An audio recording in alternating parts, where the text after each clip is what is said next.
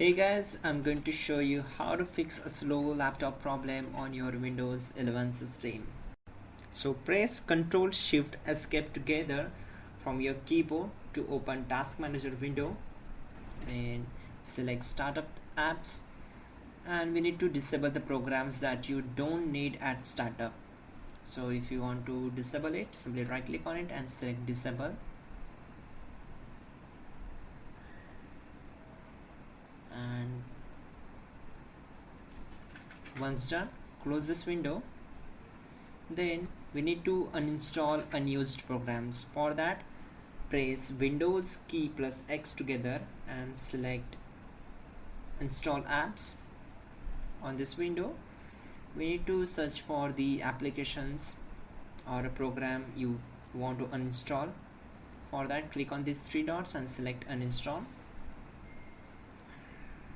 and then close this window. Now we are going to free up disk space. For that, go to search bar, then search for disk cleanup, then click here to open it. On this window, select cleanup systems files.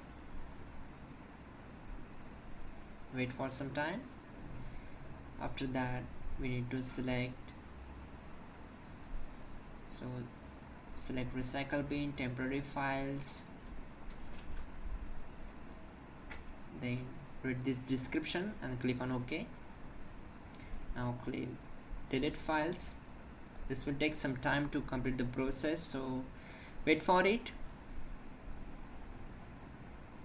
Once done, now we are going to disable visual effects. So press Windows key plus X together and then select System. Now on this window, click on Advanced System Settings. Now it will open System Properties window. So select Advanced tab and click on Settings from Performance. Now select Visual Effects tab. Click on Adjust for Best Performance. Then choose the visual effects you want to keep and then click on Apply and then OK. You can also upgrade your hardware.